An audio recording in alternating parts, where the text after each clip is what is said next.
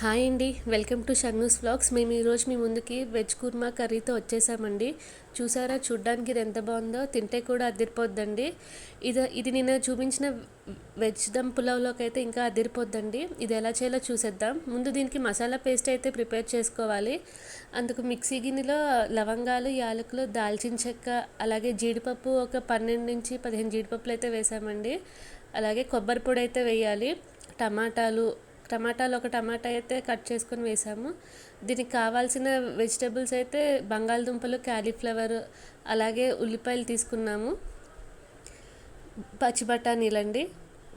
So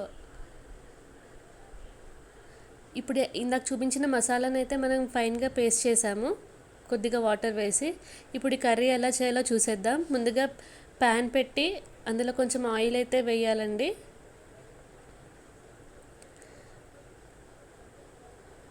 oil కొంచెం బాగా వేడెక్కాక ఫస్ట్ ఇందులో ఉల్లిపాయలు అయితే మనం వేసుకుందాం.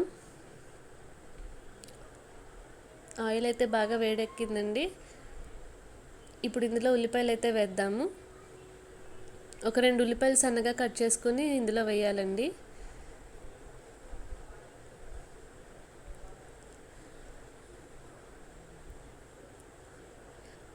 ఉల్లిపాయలు కొంచెం కలర్ మారేంత వరకు లైట్గా ఫ్రై చేయాలి. ఇప్పుడు ఇందులోనే పసుపు అయితే వేయాలి. వేసి మళ్ళీ ఒకసారి కలపండి. చూసారా, ఉల్లిపాయలు అయితే లైట్గా ఫ్రై అయ్యాయి. ఇప్పుడు ఇందులోనే బంగాళదుంపలు అయితే వేసుకుందాం. దుంపలు కొంచెం పెద్ద సైజు ముక్కలే కట్ చేసుకోవాలండి. అలాగే క్యాలీఫ్లవర్, క్యారెట్లు కూడా వేసాము. బఠానీలు కూడా వేయాలండి. వేసి మళ్ళీ ఒకసారి బాగా కలపండి. ఇప్పుడు ఇందులోనే రుచికి సరిపడా ఉప్పు అయితే వేయాలి.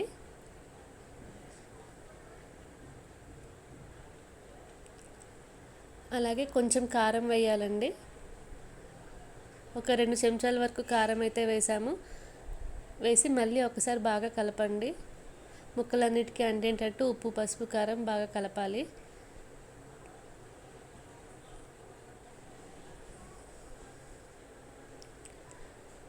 చూసారు, ముక్కలు అయితే మగ్గుతున్నాయండి. ఇప్పుడు ఇందులోనే కొంచెం అల్లం వెల్లుల్లి పేస్ట్ అయితే వేసాము. ఒక 1 స్పూన్ వరకు అయితే సరిపోద్దండి, మరీ ఎక్కువ అయితే వేయక్కర్లేదు.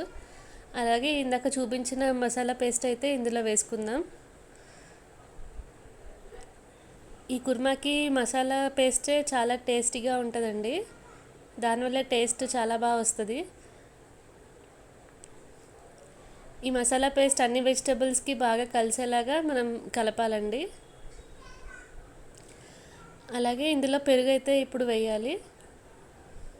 పెరుగు ఒక 3 to 4 టేబుల్ స్పూన్స్ వరకు అయితే పట్టాయండి. ఇప్పుడు ఇందులోనే కొద్దిగా వాటర్ అయితే పోయాలి. పోసి కుక్కర్ విజిల్ అయితే పెడదాము. ఒక 3 to 4 విజిల్స్ వస్తే సరిపోతాయండి.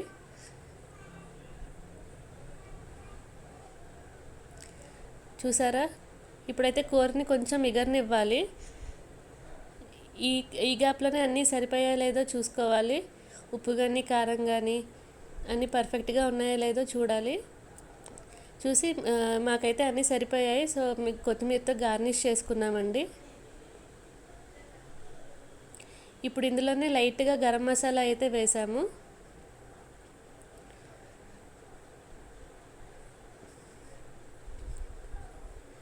ఈ గరం మసాలా లాస్ట్లో వేయడం వల్ల ఫ్లేవర్ ఇంకా ఎన్హాన్స్ అవుద్ది కుర్మా కర్రీకి. ఇప్పుడు లైట్గా బటర్ అయితే వేసామండి లాస్ట్లో. మా దగ్గర క్రీమ్ లేదు, సో కొంచెం బటర్ వేసాము. వేసి మళ్ళీ ఒకసారి అలా బాగా కలపండి. మళ్ళీ ఒకసారి బటర్ వేసాం కదా, అన్నీ సరిపోయా లేదో చూడండి. మాకైతే పర్ఫెక్ట్గా సరిపోయింది. అంతేనండి, వెజ్ కుర్మా అయితే రెడీ అయిపోయింది. ఇది తింటే మాత్రం అదిరిపోద్దండి. మీరు కూడా రెసిపీని తప్పకుండా ట్రై చేసి ఎలా వచ్చిందో కామెంట్స్లో తెలియజేయండి. ఈ వీడియో కనుక నచ్చినట్లయితే మా ఛానల్ని సబ్స్క్రైబ్ చేసి అలాగే మీ ఫ్రెండ్స్కి షేర్ చేసి ఈ వీడియోకి ఒక లైక్ ఇవ్వండి. Thank you.